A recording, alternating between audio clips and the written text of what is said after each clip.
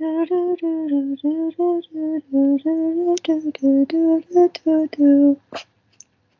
you ever heard of Ruby Ridge? Ruby Ridge. Have you ever heard of Ruby Ridge, Lindsay? I think so. Man, I remember little snippets of it growing up and hearing about it and hearing it referenced a lot. But we wanted to take some time to really investigate. Sorry, guys, dropped my lighter. We wanted to take some time to investigate it and explore it with you guys. Today, we're going to talk about Ruby Ridge and Waco. Yeah. Last time we talked about Heaven's Gate, and I'm going into it not as heavy-hearted. Do you feel like that with these two? yeah, these ones are a little different. These ones are also sad and serious, but a little bit different. And today is very special because we actually interviewed. There's a lot of things about Ruby Ridge and Waco that we had a lot of questions about, like law enforcement questions that we have no experience and no idea about. And so I have a really good friend who is in law enforcement, who's a previous law enforcement, and we interviewed him, and he answered a lot of our questions and gave us a lot of insight into what happened in the 1990s. So I'm really excited for you guys to hear that interview. Yeah. So that'll be a separate episode that will kind of attach to this one. Yeah, so stay tuned for that, guys. Yeah. So if we're not answering all your questions, it's probably because we answered them with Dustin. He was super helpful and explained a lot of stuff to us. So for sure.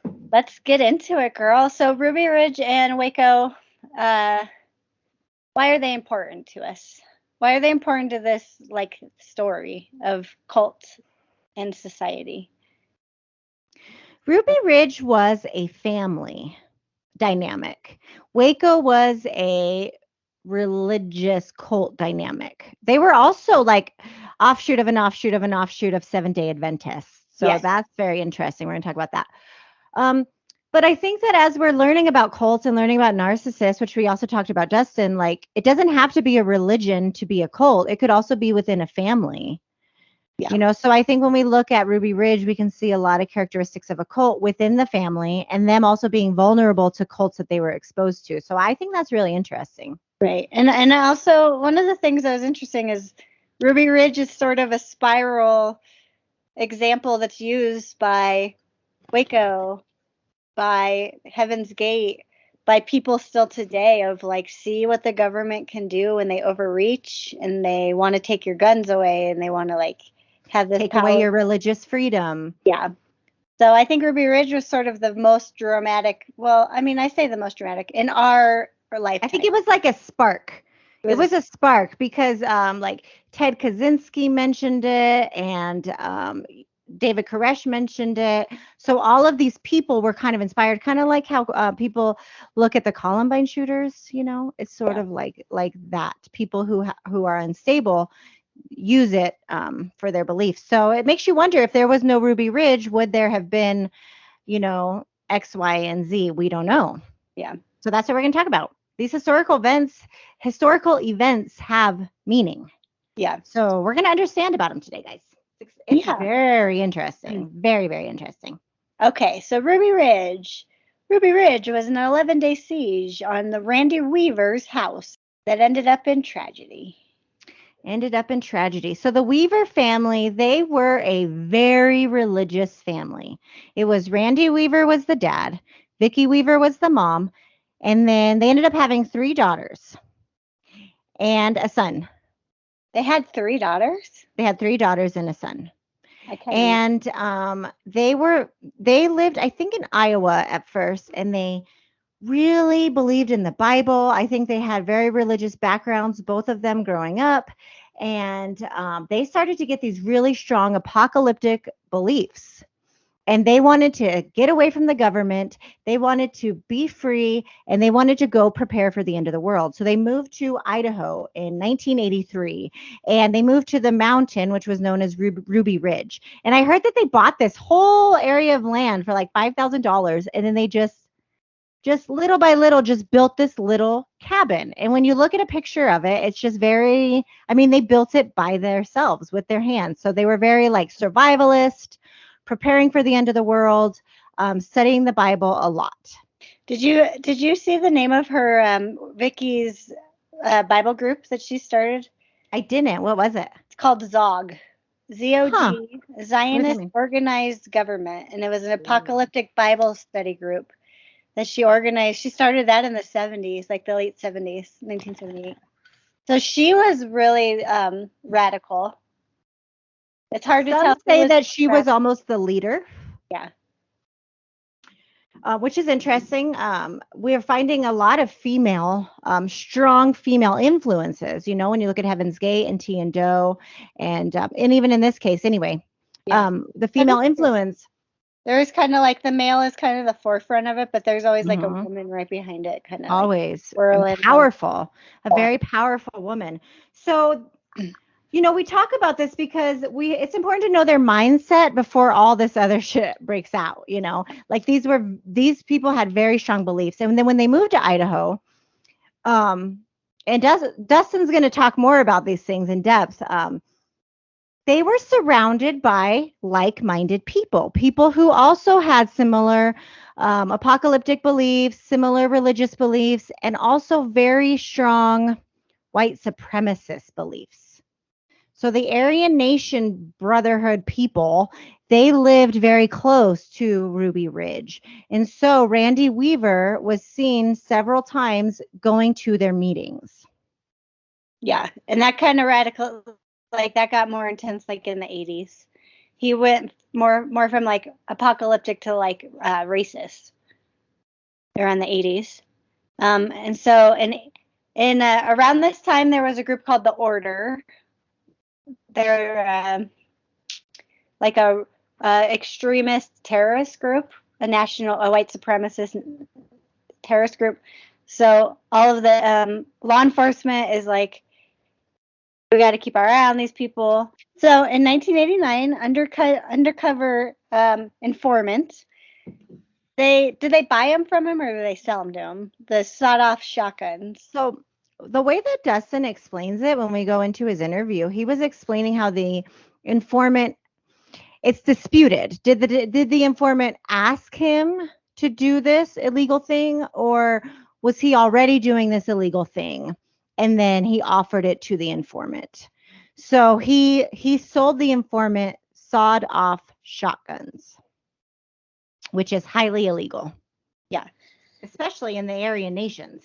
Yeah. So, yeah, thinking that there's this extremist radical group, and then this guy's out there selling sawed-off shotguns. Right. So in June of 1990, the agents tell him that they'll drop all of his charges if he becomes an informant for the Aryan Nation. So they're like, you can go be an informant for us and we'll drop your charges, and you can just Isn't that considered blackmail? Is that allowed if it's the government? Yeah, I think so. Okay. It's like a plea deal. They do right. that. I understand. Time in movies and shit. I don't know if it's yeah. I understand. It just seems kind of fucked up. But he refused, right? He was like, hell no. Yeah. I'm not going to flip on these crazy ass people. And then he went and told them that the government was trying to get him to do that. So that was fucking weird. Right. That's a little icky. Anyways, so in December of that year, 1990, they indict him with firearms charges. And then in January, they arrest him on those charges and then release him on bail. And then they arrested him and Vicky both. Oh, they arrested both of them. And when they went to arrest them, it didn't go down easy then. Like they set up this whole thing on the side of the road to try to trick him and to get him out. And Vicky tried to get a gun. He tried to get a gun from the police. There's all these reports that when they first got arrested, that they were not going down easily. Is that why Vicky got arrested? Why was she involved? Do you know? Or because she just was like, probably because resisting. Oh, okay. But they weren't like fucking crazy too. They were going to just arrest him. Right. The plan was just to arrest her, I believe. Yeah. Or just arrest him. Just arrest him. I'm sorry. Yeah. Okay. So then they got released on bail. Yeah. And so then the court was like, okay, you got to come back in March for your court date. They sent him a letter. But really, the court date was in February. So he missed his court date. And so now he's considered a fugitive who's like missed his court date. And so now the court's the one that fucked it up. Yeah. Right. And so he missed the date, but it was because he had the wrong date. Yeah. He missed the date, but it was because he got the wrong date. But most people say he wasn't probably going to show up for court anyway. Yeah. Because he was like, F the government. I want to be free. I want to live on this mountain and do whatever I want. Now he has a warrant out for his arrest. Yeah. And they're like trying to figure out how to get to him up on his property. He's like hidden back in the woods. This turns into like a 16-month standoff where they kind of stay held up on their cabin. Vicky ends up having a baby there, like doesn't even leave to go to the hospital. The agents are like setting up surveillance throughout the woods. They're trying to like plan their next step. It's just this really slow, long. You know, living out in that cabin, they had no running water. They had no electricity. That's why they had no telephone. They didn't have any of that. So the whole time they're just living off the land. And I actually watched an interview with the older daughter, and she said it was the most amazing time of her life. That living like that, just living off the land like that was so amazing. And they had, you know, their own little garden and everything. So from the perspective of a child, I could see that, you know, that would be really fulfilling. Right before like something really tragic happening to your home. Right. But the police didn't know it was there. You know, they didn't know. Like Dustin explains later, did they have bombs? Did they have, you know, what kind of weapons did they have? They had no idea what was going on there. So it was the Weaver family there. And then there was another friend there. His name was Kevin Harris, I think. Kevin Harris. He was there. Yep. Yeah, he was like a teenager and he moved in with them in the 80s and then became like a family friend. So he's there living with them. And they're doing the surveillance. Yeah. And they're seeing every single one of them walking around with weapons. I think except for the little girls, but like the older girl had weapons. Just constantly, they're always armed. They're always walking around armed, and they're always ready for war, pretty much. Yeah. Yeah, and that's why the agents are like trying to figure out the best way to like get in there and arrest Randy without, you know, causing something tragic happening. So anyways, so when was it? August 21st, 1992.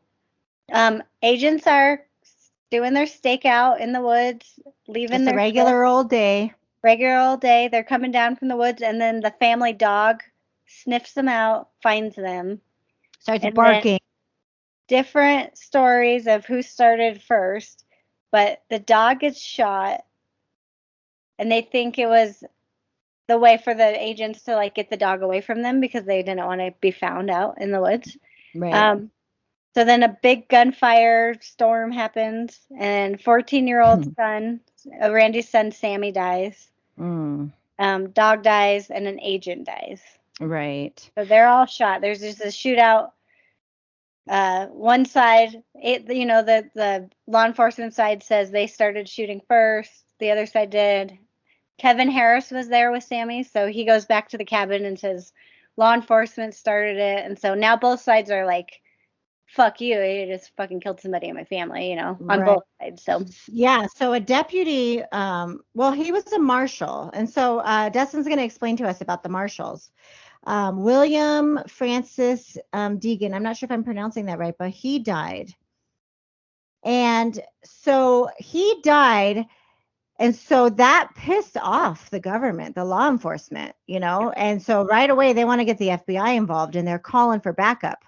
But at the same time, Sammy Weaver died. This little boy died. And so they went back to get his body and take him back up to their house. But the problem was that the law enforcement and all that shootout, they didn't realize that Sammy had died. Do you know what I mean? So like the law enforcement knew that they had a casualty, but they didn't realize that Sammy had died. And I think that's important because that pissed Randy Weaver off. Like they had just killed his son. Oh yeah. So that put him in like a state of like of more like fury and anger and ready to fight back to the government, you know. Yeah. So that started a whole stand-in and a whole.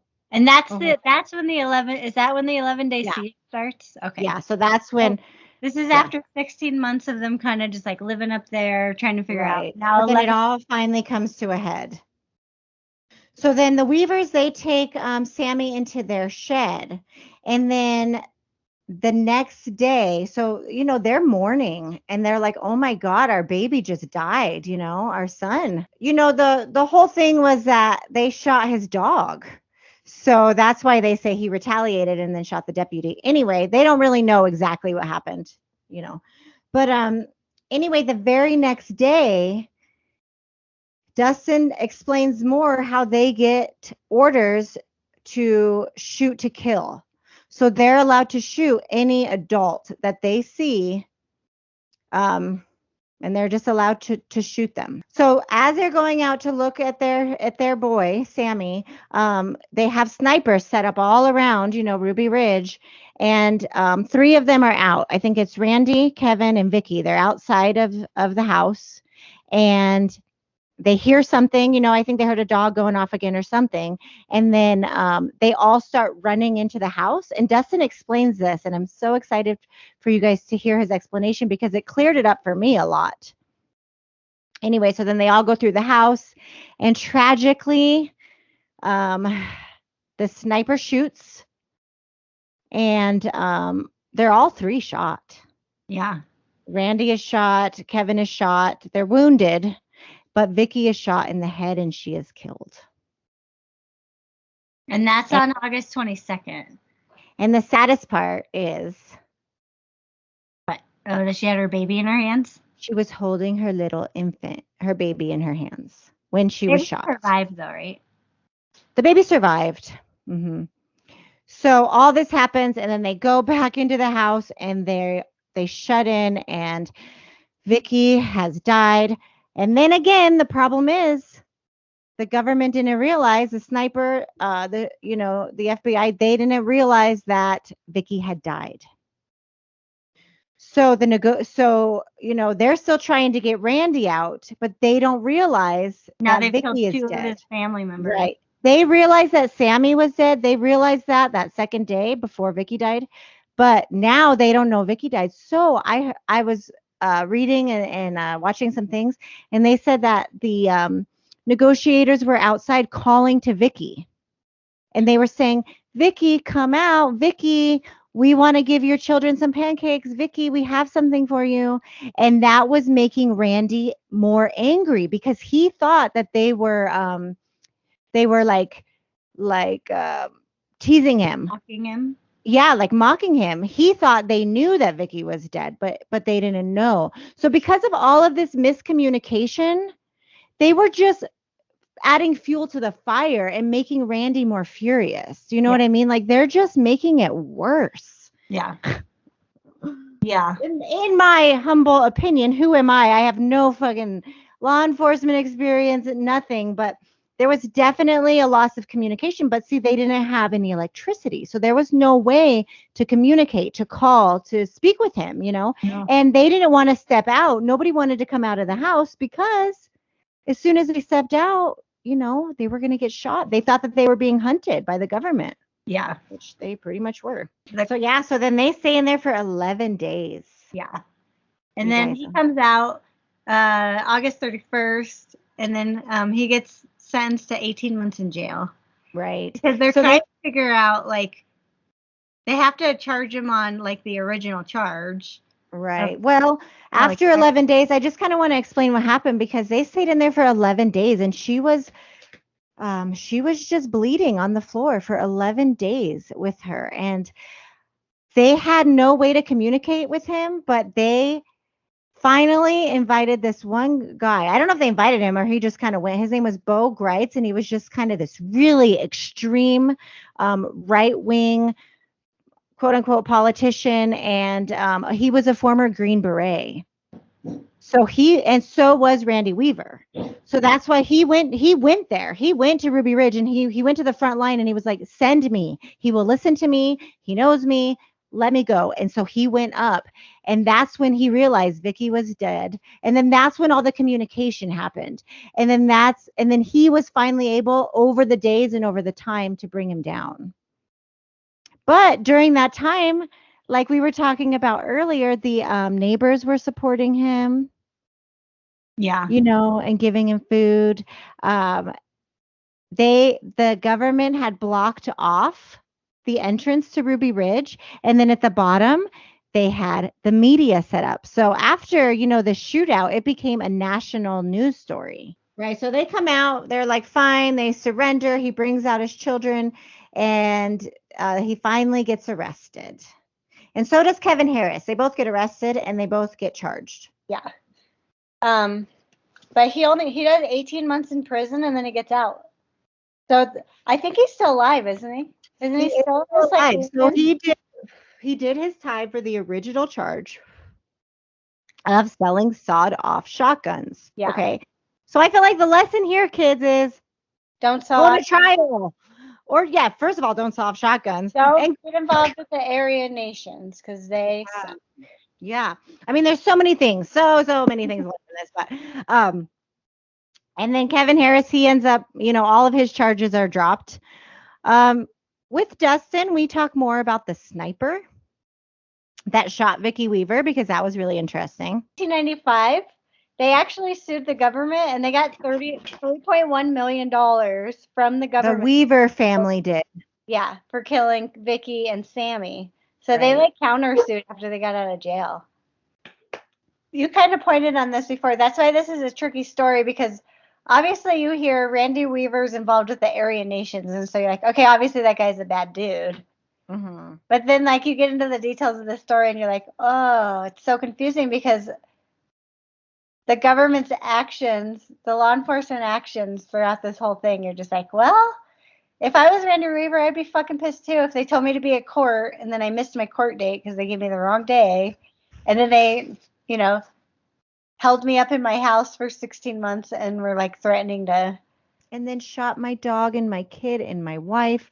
And if you already, so the point is if you already have these apocalyptic beliefs and you already believe the government is being used by Satan to kill you and to go after you and to take away your religious freedoms. And then you look outside and you're surrounded by 400, FBI agents, because they set up camp and they had all these people and all these resources and tanks surrounding their property. I mean, it makes them, it reinforces their beliefs and it's so dangerous. Yeah. There's no solution at that point. Right. He can't step outside. He has a shoot to kill order. They just shot him. He's not going to get out at that point. Right.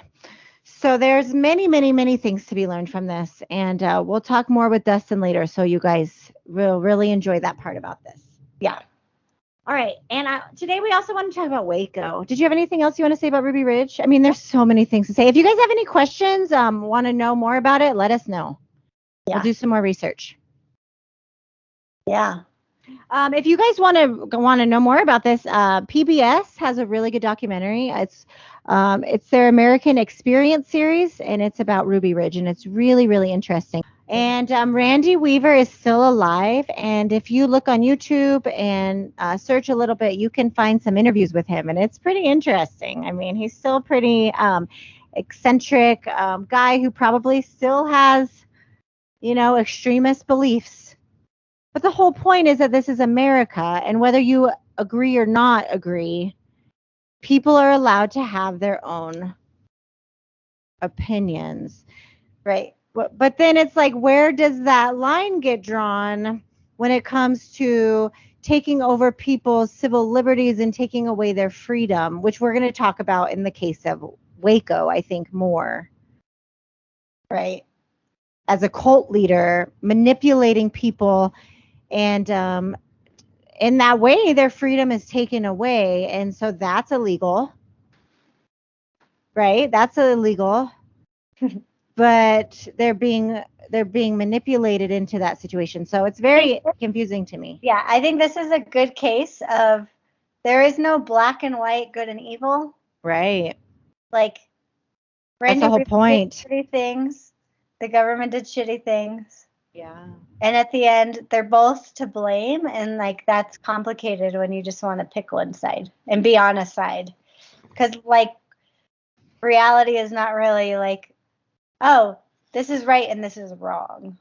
Exactly. It's complicated. I mean, that's what I want to do with this podcast. Nothing is black and white. Nothing is right and wrong. And that is a really good lesson today because that's what's happening to us right now.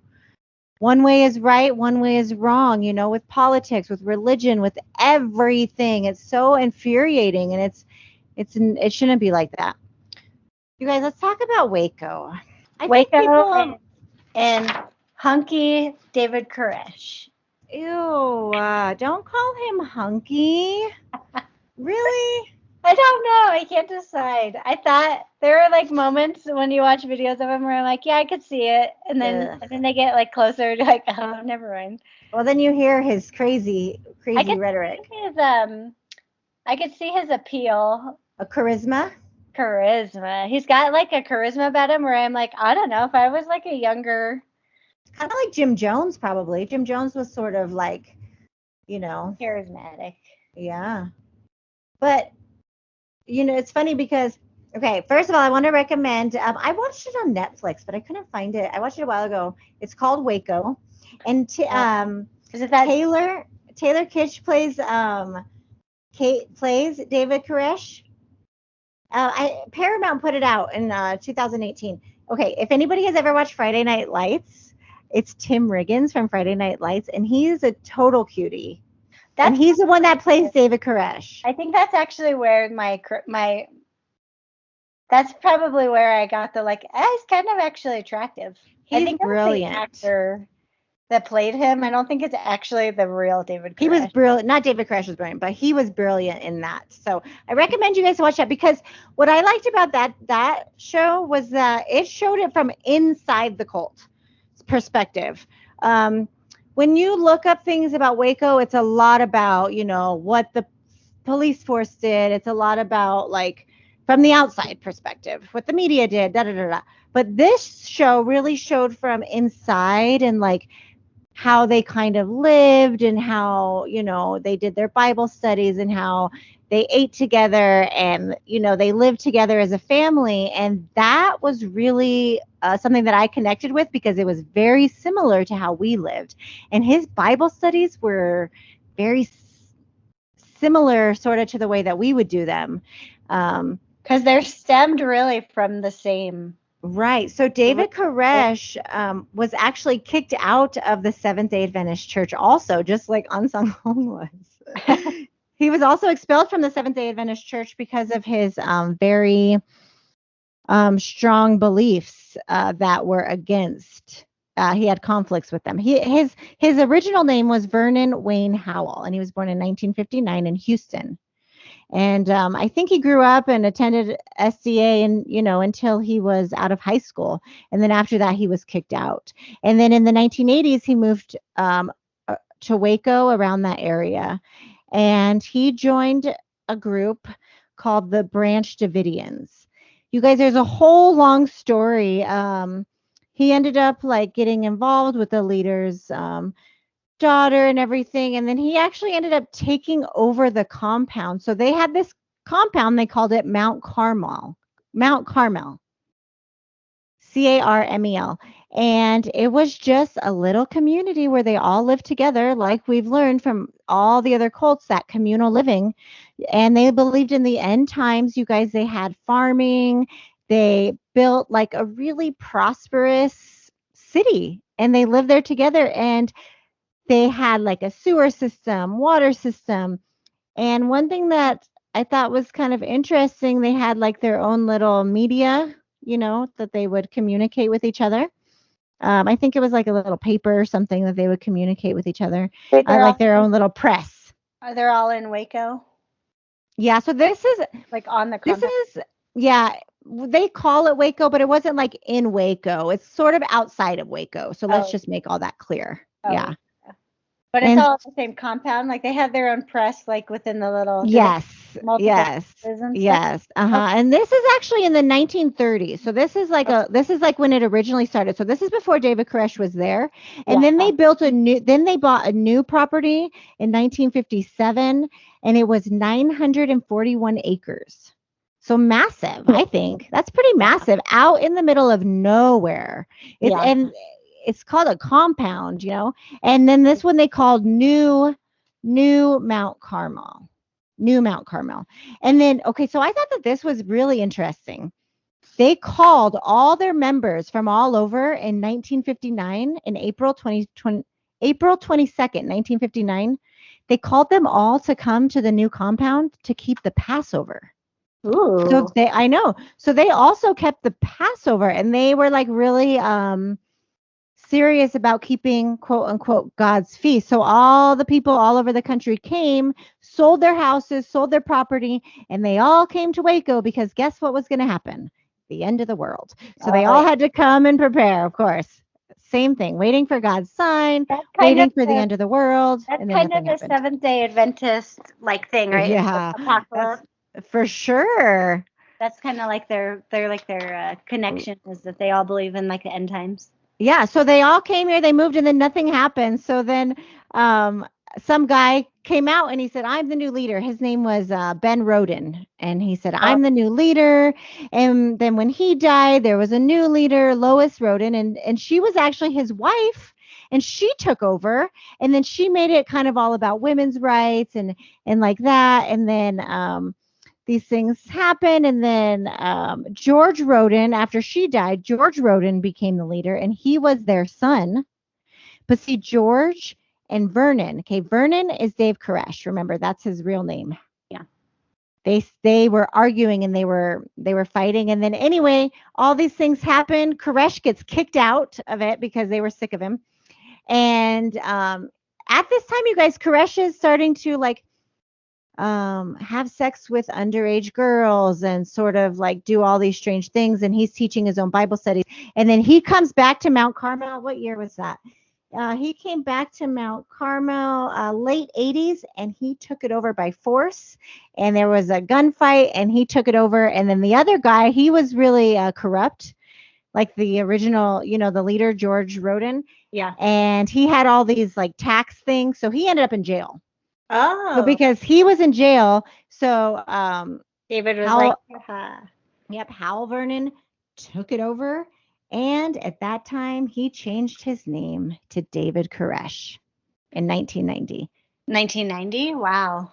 Because he called himself David, like the lineage of David, which was also something that we studied a lot about, was about, second coming Christ was coming as David, as the prophetical King David. And in Revelation, it talks about how the seven seals would be opened by David, by the root of David. And Ansang Hong, they claim Ansang Hong in our church, was the root of David. Well, David Koresh also claimed that he was the root of David and that he could unseal the seven seals. And so they would have day-long Bible studies. So when David Koresh took over Mount Carmel, it was over from there. It got very apocalyptic, very serious. That's when they started gathering weapons. Did a lot of people leave at that point? Like, was there a split in the community? Were they like, okay, I'm not following this guy? Or do you know, or did a lot of people stay? I think several people left during those different, because there were several different splits, like when the original leader died and then his wife took over. So I think throughout all those times, people were coming in and out. Yeah. But when David Koresh came, then it became very serious. And so I think if you didn't want to follow him, then you were definitely, not allowed to stay there. You either believed him and you followed him, or you were gone, because he was clearly the leader from that point, And so he sort of started teaching them that they were going to be the army of God, and he was the Messiah, and all children should come from the Messiah, literally. So, which meant that he would have free reign. Eventually, he would come to have free reign over whichever women he would want, and he would impregnate them so that those children would be, from his lineage. That was really important to him to carry out his, mission or whatever. And so, they called them like spiritual weddings. And he's claimed to have had more than a dozen children of his own, with several different women in there. So, like I said, when I saw the way they did their Bible studies, their continuous from morning to night Bible studies, I thought that was really interesting. And there were very smart people that were in that compound with David Koresh. There were engineers and also people from London. Did you know that there are people from London that were in Waco when that happened? And So anyway, he became very, very apocalyptic and very serious. And so an undercover agent is able to infiltrate inside of Waco, inside of the compound. And pretend like he's a member? Yeah. Okay. And so he kind of comes in and he's able to see what's going on. They're able to also do a little bit of surveillance. And that's when they realize that there is sexual abuse happening, that there is abuse happening to children, and that they're stockpiling weapons. So then the ATF gets involved, the alcohol, tobacco, and firearms get involved. The FBI gets involved, and they realize that they have a really serious problem and that this man is very dangerous, and they don't know what he's going to do. Yeah, they're probably just like, he's stockpiling shit for a war where nobody knows if he's going to start it or what's going to happen. February 28th, 1993. The ATF goes to the compound to issue a warrant because they want to see what's going on. They believe that they have enough information to go inside and see, what kind of weapons, because they have information that there are illegal weapons in there and that there is abuse going on. So over 100 agents surround the compound and go to issue this warrant. And we're going to talk to Dustin about sort of the tactical reason about why so much force was used, because this is a very pivotal moment in Waco. And just remember, this is 1993, so Ruby Ridge had just happened. Like a year, right? Like the spring before this. Right. So this just happened. The government's under a lot of scrutiny. They want to make sure they get this right.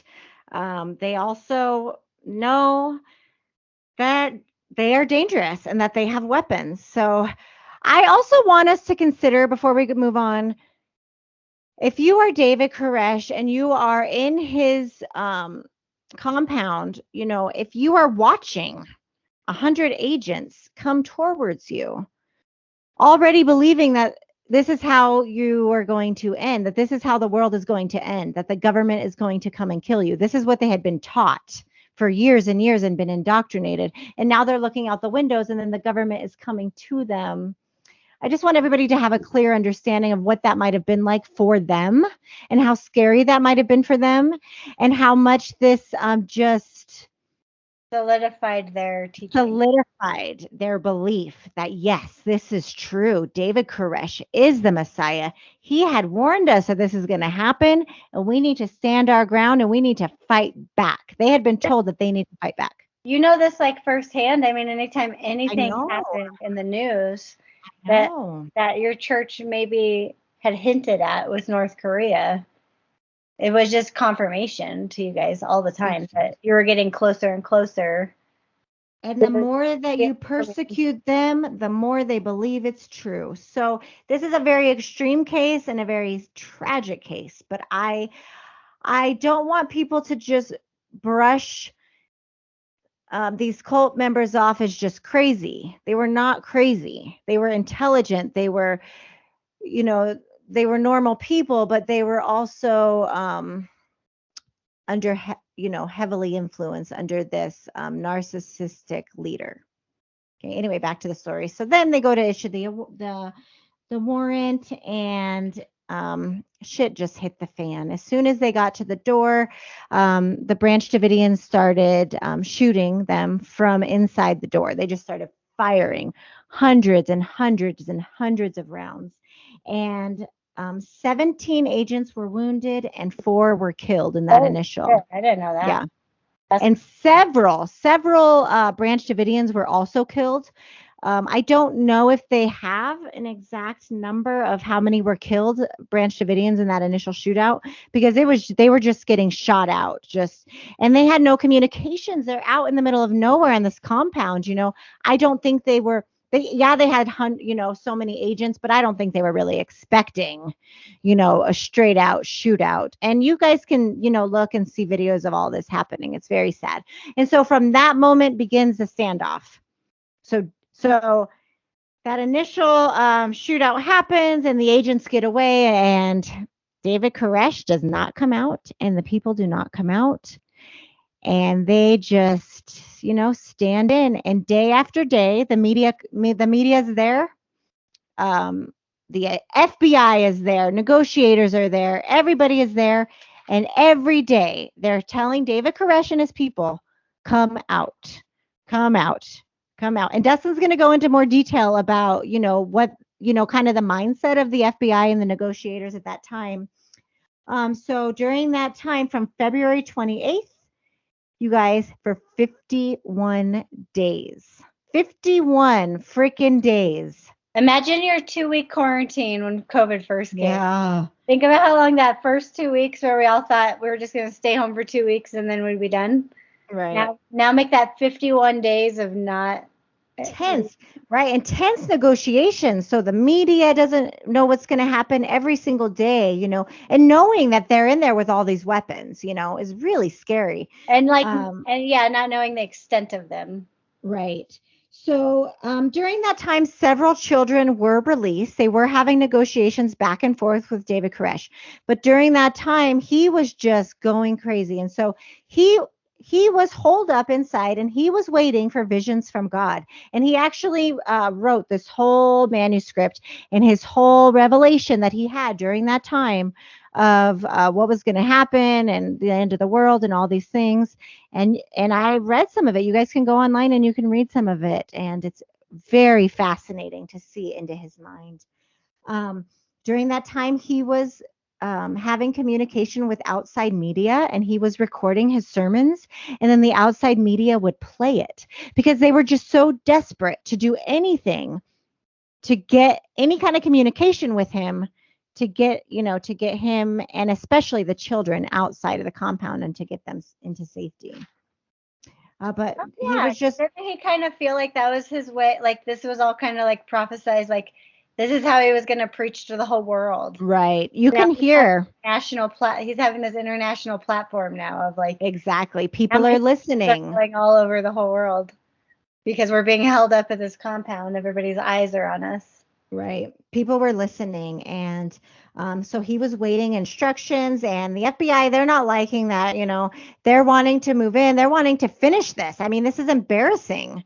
Yeah. This is so embarrassing that they're not able to go in and get this guy. So like I said, Dustin will talk more about that later. So after 51 days, that's it. The government decides they have had enough. 6:30 a.m., April 19th, first thing in the morning, they take their armored vehicles and they smash the crap out of the compound, you guys. They took their armored cars, and that whole morning from about 6:30 a.m. till about 10:30 a.m., they ram the front of the compound, all around the compound. They ram it about 10 to 11 times, and they start to throw tear gas in because they are just trying to get these people out, to rescue them, to get them away from this crazy cult leader. They say about 9 people come out, they escape.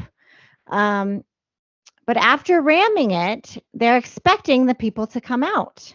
Is that when, so did they, this is like, nobody knows if the fire started. Yeah, so then at 12:10. Okay, 12:10. Flames start flying out of the windows.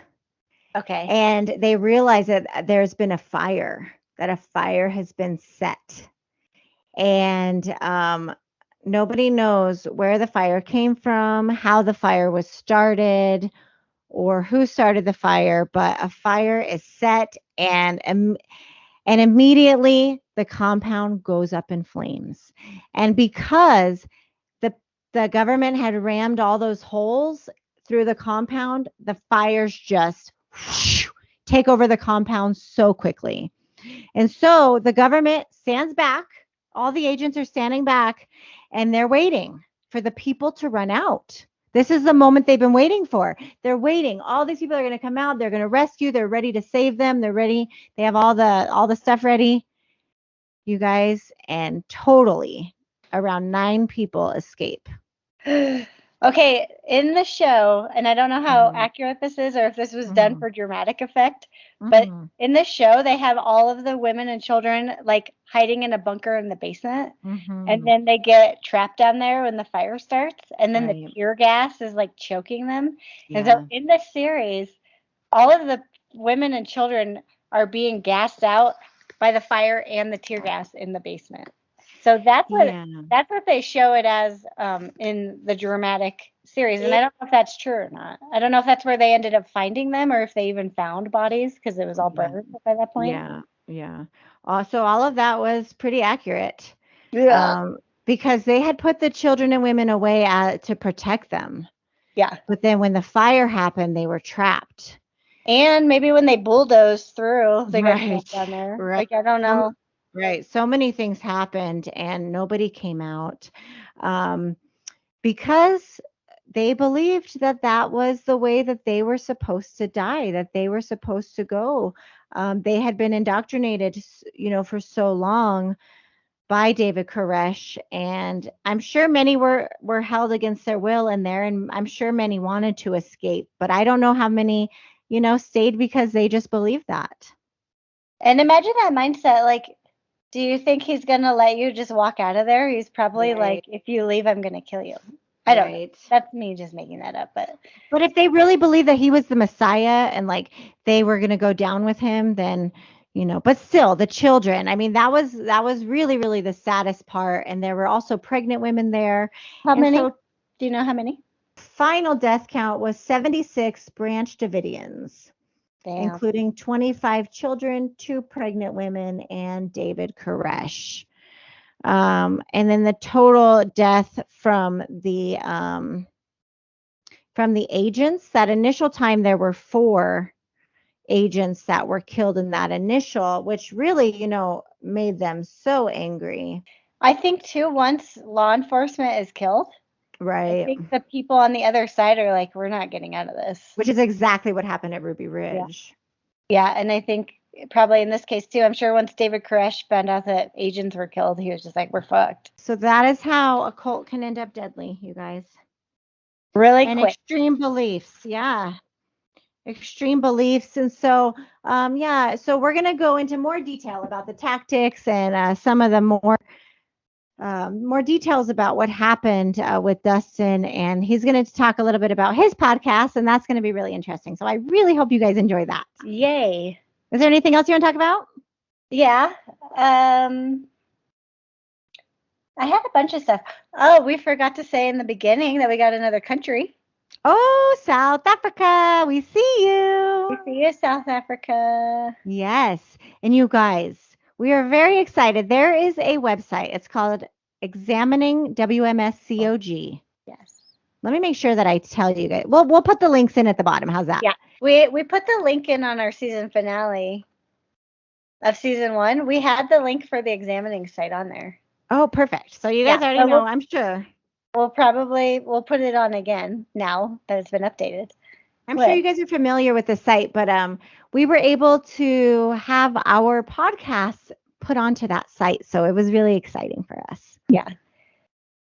Because it's going to be able to reach more people who might be searching for some of this information, and we are happy to provide it here for you guys.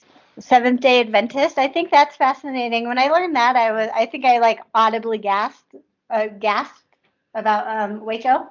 Yeah. Being a Seventh-day Adventist. Yeah. It's not that they were Seventh-day Adventists, but they were an offshoot of the Seventh-day Adventists. So like an offshoot of an offshoot of an offshoot, like a cult from the Seventh-day Adventists. But, they had they believed in the Sabbath day, and they believed in the feast, and they believed in 144,000, and they believed in the seals and Revelation, and all of that is similar to some of the Bible teachings that I was in. And so, I really felt a lot of compassion for those people inside of the compound, and I really feel like so heavy about a lot of the abuse that was happening there, because the people were probably allowing the abuse to happen willingly because they believed that he was their savior, and he was using the Bible to justify his sexual assault and his abuse of power. And that's just so traumatizing, and I can understand how that can happen. So it's so sad. One other side thing on Prime Video, there's a documentary series about a place called Gloriaville. I haven't watched that yet. I'm gonna check it out. And it's so interesting. They're very radical Christians, like Puritans almost. They remind me of like Pilgrim or what are they? Amish people. They live just like all in this community, and it looks, minus the doctrine of like the men are like in charge of the women. The men choose their bride, and they don't really get a choice. Whoever chooses them is like God's will, blah blah. Like obviously blah blah blah, all the important things. Blah. Yeah. But the like actual living of it, I'm like, this looks so freaking cool. If that was like a hippie commune. Besides the women abuse, then it's all fine. I'm just kidding. I haven't watched it. There are different levels of control, and I don't know. It's interesting. There's definitely a reason that people want to believe and join these cults. I mean, these organizations, these communities have something to offer to people that they're searching for, and that's why they join it in the first place. Yeah. There's something to be said about communal living and waking up together and making breakfast together, and always having people around you that are pleasant and that you laugh with and share experiences with. I mean, there's a reason why people are drawn to that. So there is, but it's unrealistic to be like sustainable because personalities are going to clash. I mean, yeah, you can have 4 children, and one out of the 4 children are going to not be into that lifestyle. They're going to. And the problem is when you get a cult leader, when you get that narcissistic, abusive leader, right? Yeah, like I'm the boss, and if you're not listening to me, then I'm going to punish you. Right. All right, girl. What else do you want to say? We're still reading Burnout. Yeah, and we are going to talk about it in our next upcoming episode, you guys. So finish it up. I'm about halfway through, and we have some critical reviews. So stay tuned for that. Yeah. I'm enjoying it, and there's parts of it that I'm not enjoying. So we're gonna talk about it all. Stay tuned for Dustin, guys. Yeah. Boom, baby. Boom.